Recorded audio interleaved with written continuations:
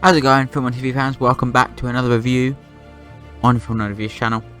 Today, we're looking at the first animated thing in the MCU. The first animated thing in the MCU. Marvel Studios' What If, a collection of singular stories across a collection of 9 mostly singular separate stories that all come to 8 most of the stories are singular separate stories, but towards the end they all start to become intertwined a bit. All stories based on, what if a few smaller aspects changed in the universe. It also does unfortunately mark the final ever recorded performance by the late great Chadwick Boseman, who here portrays Star-Lord, T'Challa. So yeah, that's the thing that this series did, because he recorded this, shortly before his unfortunate death a few years back. But aside from that,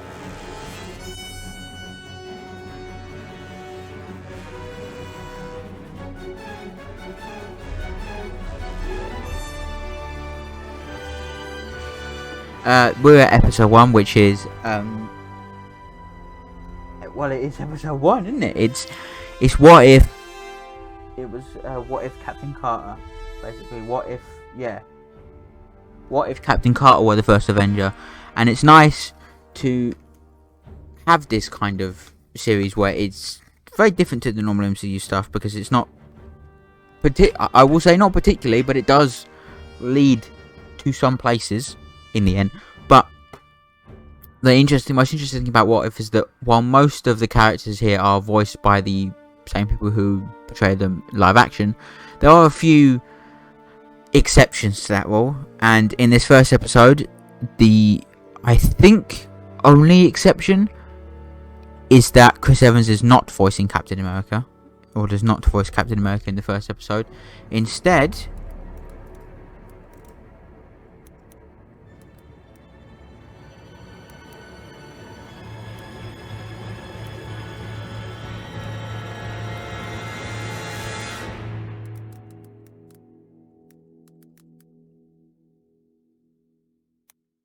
sorry, my computer is breaking, that's all.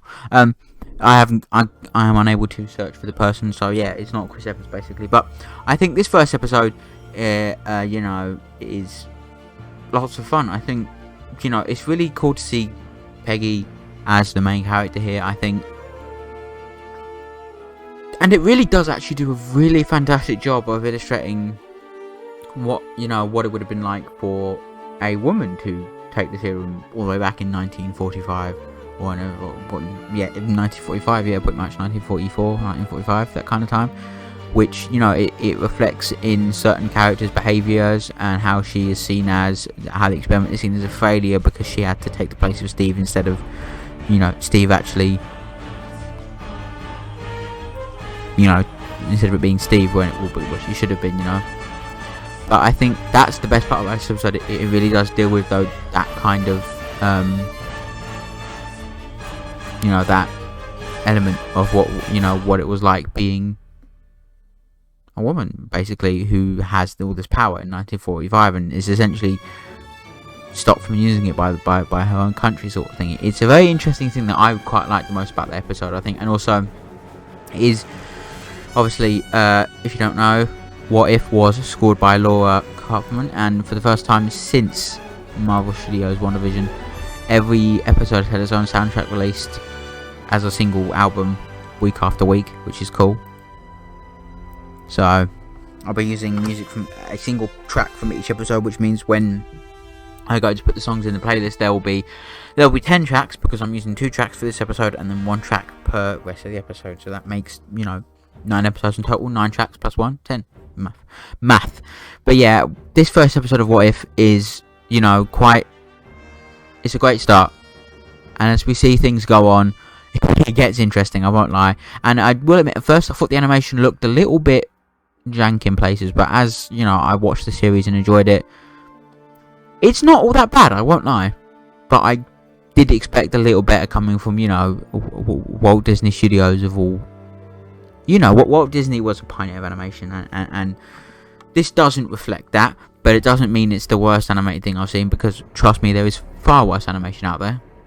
So that's a cool thing. But yeah, so I'll hand over to my future self to talk about Episode 2, What If T'Challa Became Star-Lord. Right, so Episode 2 of the series of What If, which is What If T'Challa Was Star-Lord. Now, I like this one because I think this does a lot more with the concept of What If than the previous episode did, because you have things like, obviously the big one is T'Challa is Star-Lord, but you've got things like Thanos is a good guy now, and they do some funny stuff with that, which I really like. You have the, Digimon Honsu's character is, becomes part of the Ravagers after seeing Star-Lord, and I think the funny thing with that is that in that scene they recreate the scene from the first Guardians where he says, "There is one name you might know me by," and he doesn't actually say Star-Lord, because in this episode he's instantly recognised as Star-Lord, whereas in the Guardians of the Galaxy film no one knows who he is. So I think that is sick, in my humble opinion. But yeah, there's not really much to say. I think I really do think this is one of the better episodes in this series, though. I think seeing Nebula being a bit different as well, and the Collector and Yondu, and he has some of the more fun action, I think, in this series. It has some of the more creative changes, I think, as well. And as we move forward, we'll see how it does affect the rest of the story anyway, as there is an overbranching story arc that comes to a close by the end of the series, but most of it is just set by different things, if you know what I mean. So yeah, I mean, it's a good episode, don't get me wrong. In terms of people who aren't the same voice actors in this episode, I think the only one that is real or noticeable is that it's not Dave Bautista as Drax, which is an interesting thing, because in regards to that, when he was asked on Twitter why he didn't reprise his role as Drax in the series, he replied with, "First of all, I was never asked," to which James Gunn replied with, "What the fuck?" In, WTF format, was he would have got cancelled off the face of Twitter. But so it's interesting that they never bothered. So that obviously implies that at the same time, Marvel never bothered asking Robert Downey Jr. or Chris Evans or Bautista. They just straight up thought straight away, we're not gonna just, we will get other people, which I understand for Evans and Downey Jr. because they are very expensive, but I don't understand why they didn't get Bautista back. That one really does shock me. But yeah, it's a great episode. It's quite fun. I do like a lot of the concepts it does use, and I think at the end of the day, it does its job of continuing the story and creating a new, interesting kind of moment in the multiverse that does eventually go on to set up the Doctor Strange in the Multiverse of Madness movie.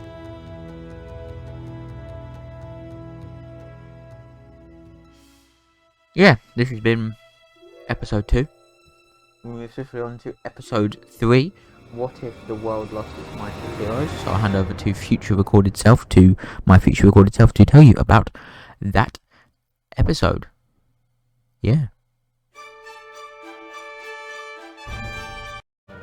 So, episode 3.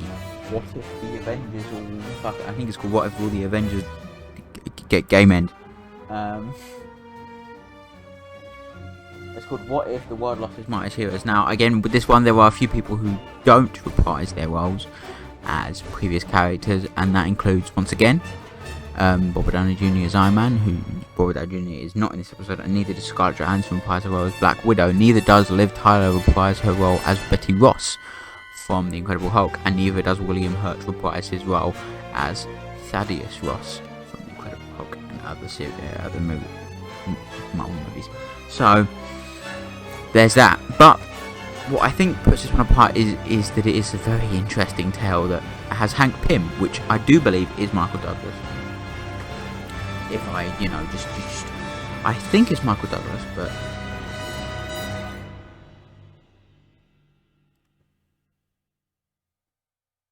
I'm 95% sure it is Michael Douglas.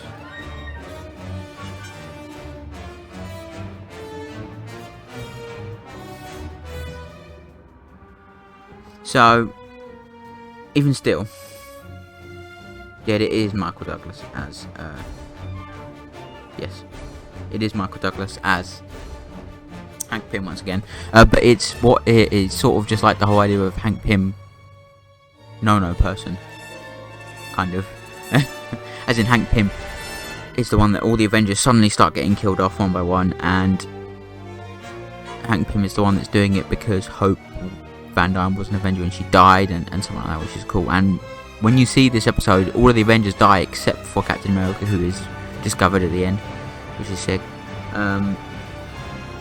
Yeah, it's a really fun one. I actually quite like this one, as it's the most intriguing, I think, of all the episodes. To be quite honest, I think it's one that, in general, adds quite a few things to the series, I think, that not many people were expecting, let's be real. I think it adds fun-isms to the series. I think it definitely does create an interesting, some sort of almost spy thriller, whodunit mystery kind of thing, which is kind of sick, where we see more going across. And I think that's what's really fun about this episode, is it does so much to be so different. Yeah, that's really the most I can say for this episode. What If is an interesting series because it's really hard to talk about each individual episode because it's so different. But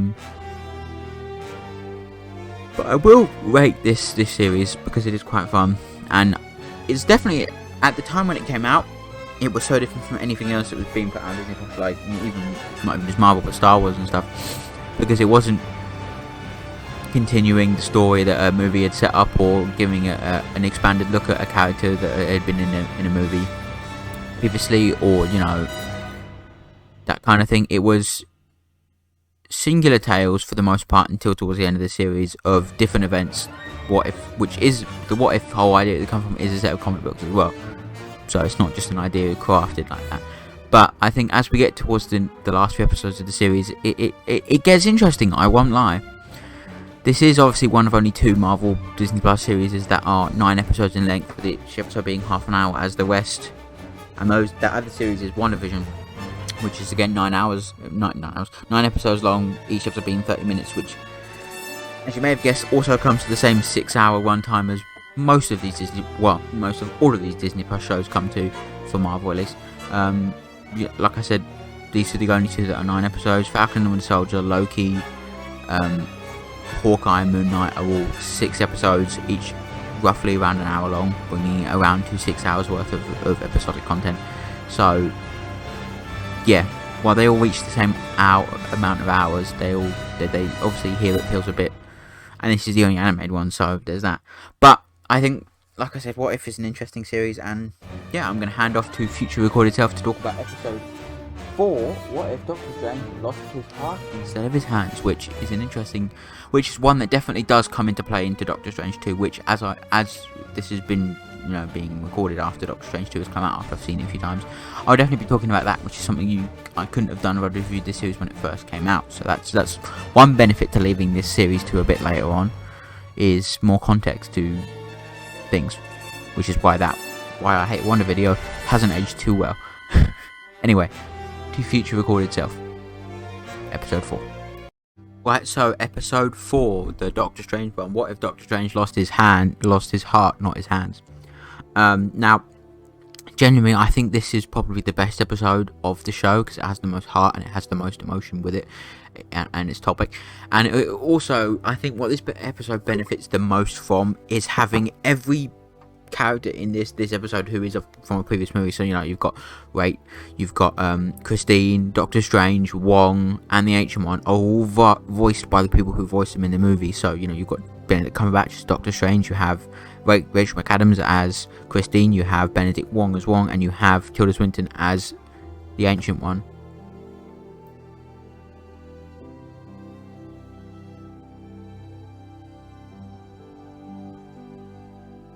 And I think that's what genuinely puts this episode, because it feels so semi-realistic, I guess, in that regard, and that, Doctor Strange is just fighting for something he loves, and it also goes to show how small of a detail has to change that then causes everything to unfold in such a horrible way to, the death of the universe. It's crazy how just impactful that episode can be for someone just casually watching it. And I think, it makes the point that the jump forward to the next episode is a bit different as well, because that next episode is the zombies one, so it's sort of just like, zombies, really. But it's just genuinely one of the most amazing episodes, well written, great music, great visuals. Really, the display of the deterioration of a man is just so well done here, and I think that's why I think it's probably my favourite episode of What If. And yeah, I don't think there's really much more to say other than that, so I'm going to once again hand you off to future recorded myself for the next episode, What If Zombies. So yeah, over to myself for that lovely little bit. Next episode.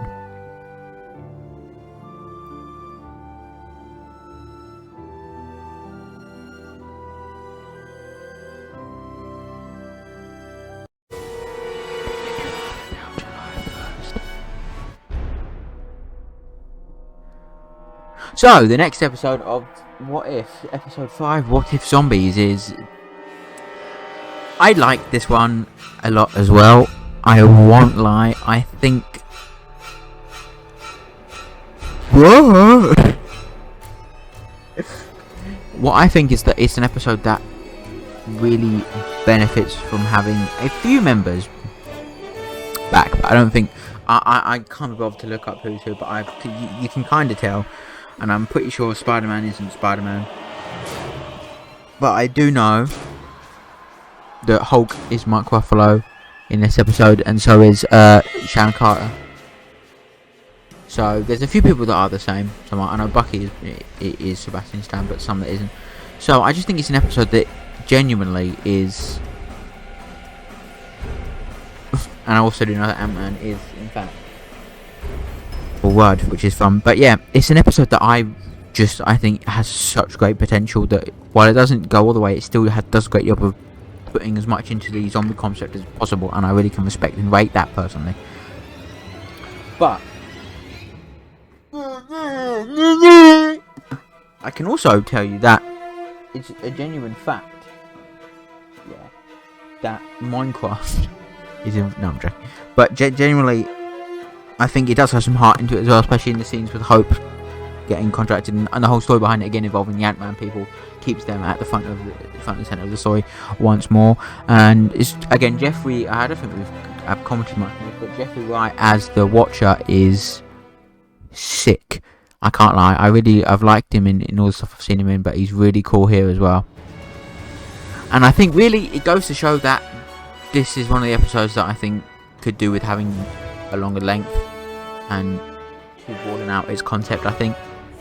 So yeah, that has been episode 5, Zombies. Now I'll hand over to my future self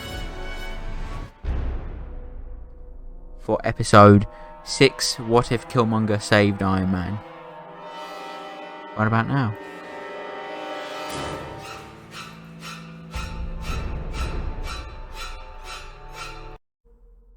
So, episode 7, I believe, 7, 6, 6, 7, 7,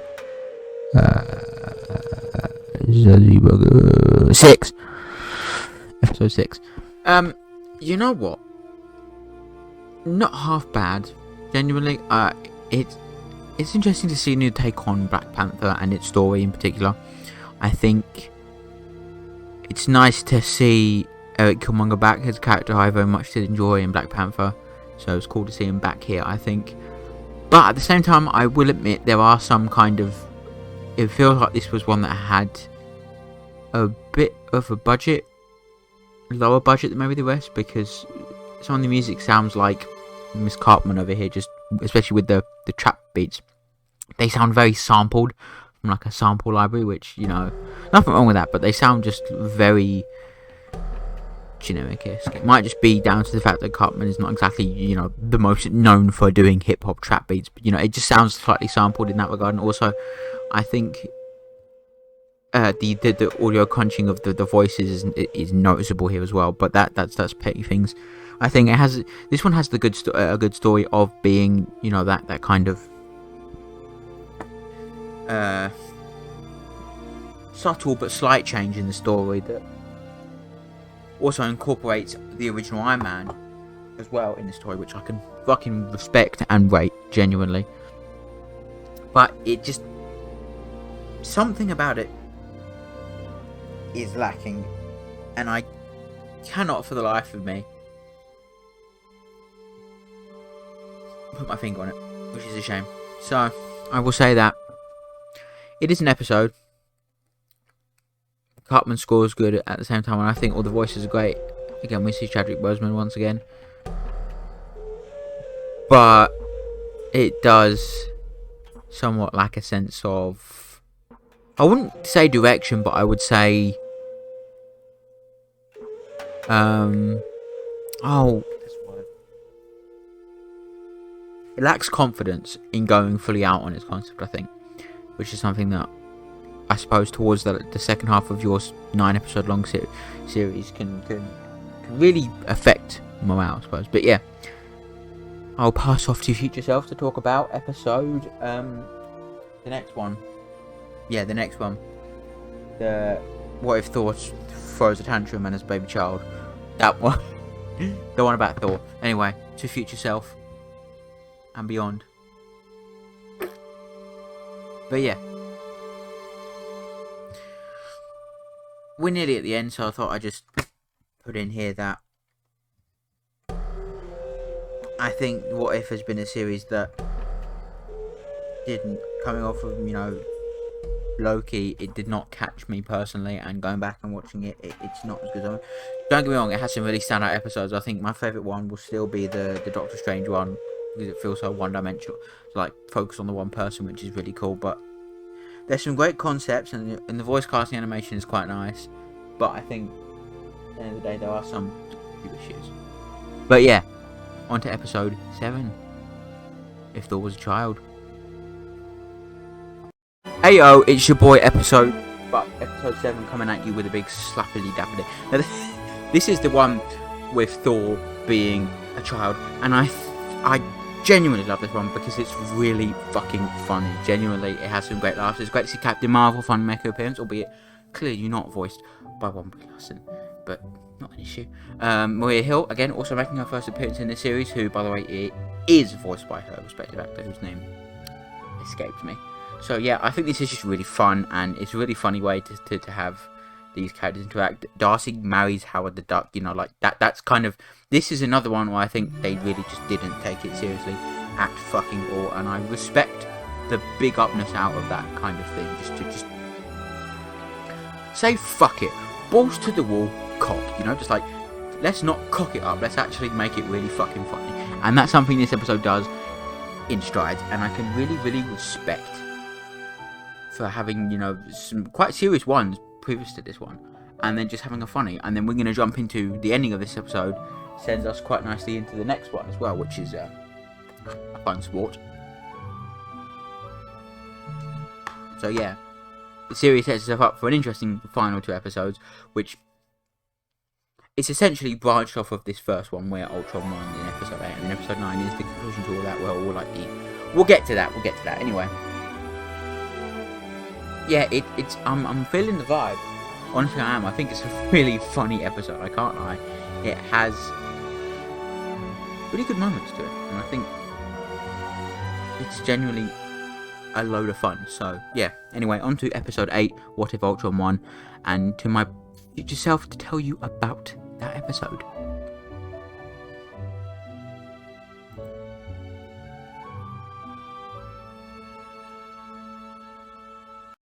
Right, so episode 8 is a very integral one to the finale of What If, because I suppose when you look at it from a certain perspective, there's no way there wasn't going to be some sort of finale to this series, because, and have everything building up to something. Because although for the most part, most of the episodes are, you know, standalone singular stories that stand on their own and need no, you know, combining, there is towards the end that element that it all comes together, especially in this episode, which is for the most part its own standalone story until the latter half of the episode, where the Watcher's presence is known by Ultron. And this is obviously the episode where what if Ultron won, i.e. what if, you know, Ultron managed to get Vision for himself instead of it being created by the Avengers. And I think it really does paint a picture of how different it would have been if the bad guy won. Obviously, it's never going to happen in the live action form because that's how movies work. But it was cool. I won't lie. It has great. This is the episode that really does discover the multiverse the most, because we see universes collapse and stuff and go through them, and then at the end of the episode we see the Watcher goes to recruit the version of Doctor Strange from episode 4 that almost kills himself trying to get Christine back, who is still encased in this like ball universe thing where it's just a circle, look like a beach ball. So yeah, that's the thing that happens, and I won't lie, it sets up the finale nicely. It really does. The finale is called "What If the Watcher Broke His Oath," which is a concept in itself.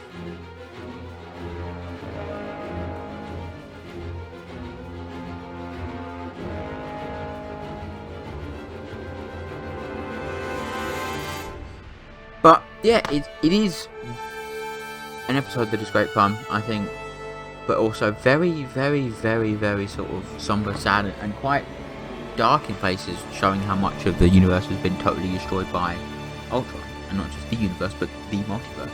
It's pretty damn. Anyway, moving on to the finale of What If, the last episode. What if the Witcher broke his oath? I will present you to future recorded self. My future recorded self to talk about that. So, the final episode of Marvel Studios, What If?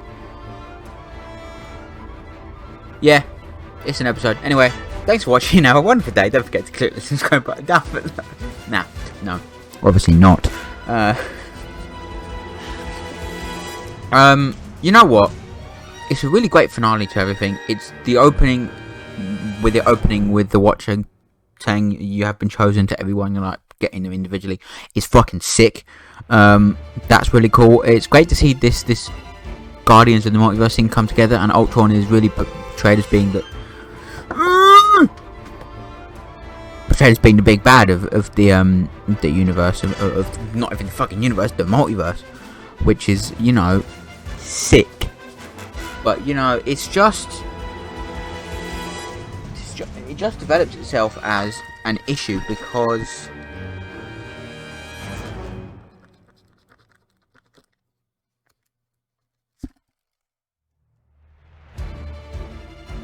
hang on, I just need to make sure my name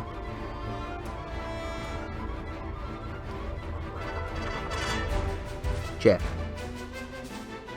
No, so anyway, it's just genuinely quite an interesting finale. I think it makes for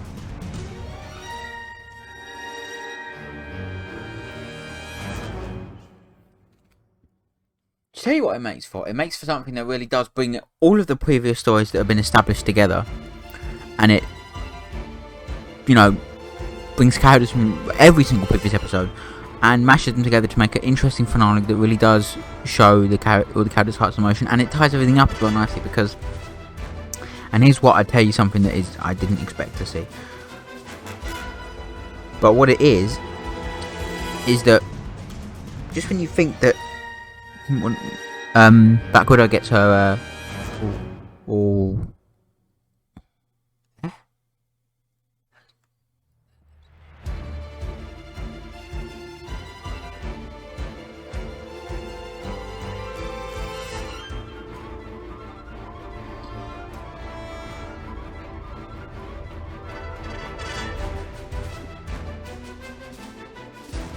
But yeah, it really does,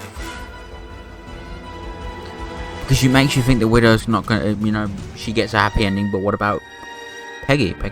And there's a somewhat kind of post-credit scene where, back in her universe, she finds the Black Widow from that universe, and they find the Hydra Stomper from the first episode, and Steve is still alive inside the Hydra Stomper. Well, at least it's stated that. We never see him, but Widow says that there's someone inside it, which, it's fairly obvious to assume that she is fucking talking about Steve fucking Rogers, because he was the person who lived inside that suit. So, you know what I mean? Anyway, that's my opinion of this episode. It's a great film. As a whole, What If was just, you can tell that it was meant as a creative, sort of just a way to just have a lot of fun. They were just putting what they wanted to see on the screen, and I think it shows, because it is really fun.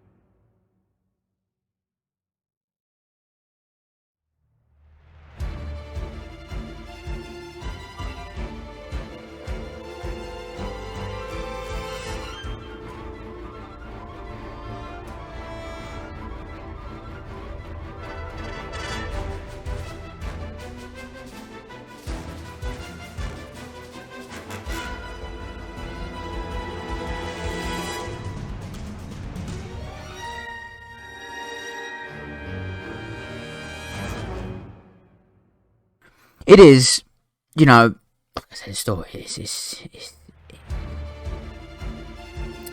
very much a love letter, and something that was obviously not meant to be like, well, it is still canonical, it has some canon stuff to it. It is obviously meant as just exploring, what if smaller, certain, you pushed a few pieces in the wrong place on a chessboard, what you pushed the pieces in different places. What if you put something in a different place, took someone out, changed something just a little bit, and what would the consequences be? And I think that's a really cool concept. And again, if you don't know, at the time of recording, it is officially known that, much like Loki, What If is getting a second season. However, unlike Loki, it was known that What If is getting a second season from the very start, as it was announced that What If would be getting 2 seasons. When it was first announced at the D23 Expo a few years back, it was announced that it would be getting 2 seasons, which we didn't know about Loki until the first season had come to an end, and it was literally at the end of the last episode of Loki where it said, yeah, Loki's coming back for season 2. Buckle up, fuckers, basically. But yeah, What If is just a really ingenious way to have a show come out in that slot where there was nothing missing that, because it was August of 2021, so the last thing before that was Black Widow in July, and the next thing after that was Shang-Chi in September, so there would have been that month gap where there would have been no Marvel stuff, which usually isn't a problem. The last 10 years it hasn't been a problem, because they usually put 1 to 2, maybe 3 movies out a year if you're pushing it, if you're lucky. If you're lucky, you get 3. But within 2021, there was like fucking 4 movies and 5 TV shows, so it's really... It's not too hard to keep up, because they do pace them quite nicely, that if you watch the TV show, you watch all the episodes one after the other, you can keep up with it, which is easy enough to do. And I do think Marvel is something that is constantly evolving, in my opinion, and I think if anything, it's going to show that its more recent stuff from this year has shown that they can evolve to do genuinely great singular stories, even after all this time where it's been back cramming all the different characters in and setting up 6,000 different TV shows and 4,000 different movies. It still goes to show that with projects like Moon Knight and Loki, they can still do single character based stories based on a single character in a single, like that, and I think I really appreciate it. And What If was definitely born out of the let's have as many characters as we can have, but at the same time it is also still born out of that singularity to have singular stories about singular sets of characters. And I think it was born out of both these circumstances, and thinking, well, let's combine these circumstances and let's have few things change. So maybe some characters change others, for instance, Star-Lord isn't Peter Quill, it's T'Challa, stuff like that. Have some more little tweaks like that, and let's just have fun with it. And I think at the end of the day, that's what If achieves. Being a fun little divergence, during a time where the last Marvel project before this was fucking shit, i.e. Black Widow. To bridge the gap between Black Widow and the next actually good project, Shang-Chi The Legend of the Ten Rings, which we will be discussing tomorrow. I can't wait to get into that one. But I actually don't want to talk about Eternals, but unfortunately I'm forced to. So yeah, well, I'm not forced to, but you know what I mean. I will have to watch it again.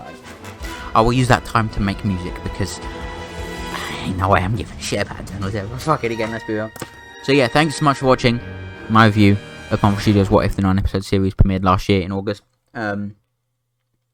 Thorpe, the album, is out now. Please go stream it. It is much better than Chessington, but I don't think it's quite as good as Autumn. But you know, please go check it out. We've got much more music coming soon. I've got music planned all the way up to June of next year. So you know, I am fucking too ahead of the shit. Yeah, again, just podcasts. Got the podcast going again. Music. These reviews are back. The nostalgia of the trilogy. That's the thing that I'm recently doing. You know, on the second channel, the first part of that. PlayStation 2, nostalgic PlayStation 2 games, that is up. Please check that out. I put my heart into that video. It's one of the best videos I've made. Please go and check it out. I will be linking that into the description of every video from now on. Fight me. So please do check that out. And yeah, bye bye for now.